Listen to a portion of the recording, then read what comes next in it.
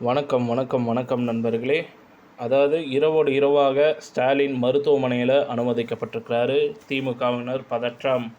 அதாவது ஸ்டாலின் மருத்துவமனையில் அனுமதி அதிர்ச்சியில் திமுகவினர், மகிழ்ச்சியில் அதிமுகவினர். இந்த மாதிரி தினம் தினம் வெளியாகக்கூடிய அரசியல் சார்ந்த உண்மை நிகழ்வுகளை நீங்கள் தெரிஞ்சுக்கணும்னு நினச்சிங்கன்னா நம்ம சேனலை சப்ஸ்கிரைப் பண்ணி பெல் ஐக்கானை கிளிக் பண்ணி வச்சுக்கோங்க.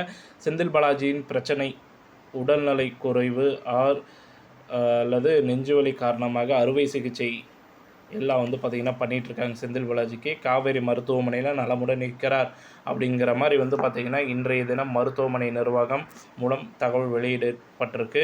அதுக்கு முன்னாடி வரைக்கும் கொஞ்சம் சரியில்லாமல் இருந்தார் அப்படிங்கிற மாதிரி சொன்னாங்க. இன்றைய தினம் ஆனால் கொஞ்சம் சொல்லியிருக்காங்க, நல்லா இருக்கிறாருன்னு அப்படின்ற மாதிரி சொல்லியிருக்காங்க.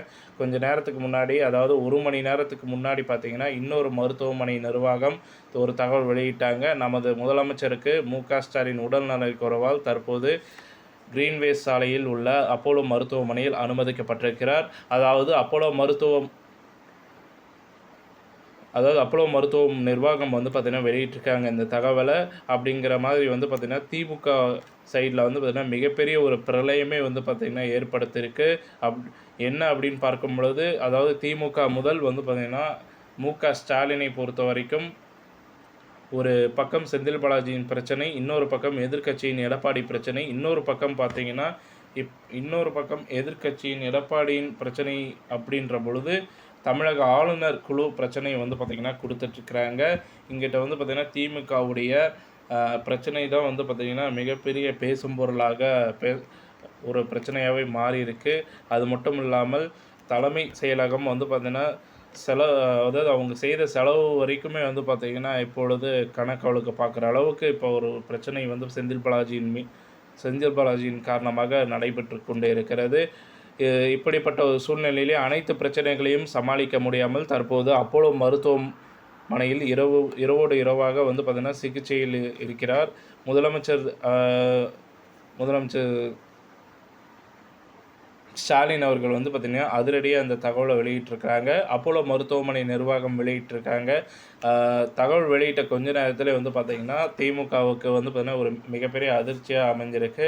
அது மட்டும் இல்லாமல் மு.க. ஸ்டாலின் அவர்கள் சாதாரணமான மருத்துவ சிகிச்சைக்காக தான் வந்திருக்கிறேன், வேறு எதுவும் இல்லை அப்படின்ற மாதிரி ஒரு அறிக்கையும் கொடுத்துட்டாரு.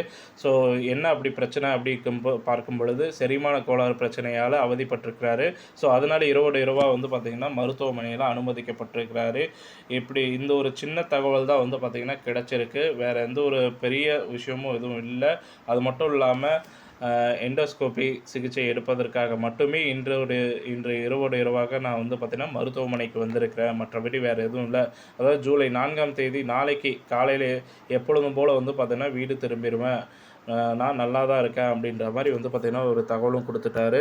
அதன் பின்பு பார்த்திங்கன்னா திமுக கட்சியினர் பார்த்திங்கன்னா அவங்களுடைய வருத்தத்தை தான் தெரிவிச்சிட்ருக்கிறாங்க, ஐயா அவர்களுக்கு இப்படி ஆயிடுச்சு அப்படின்ட்டு.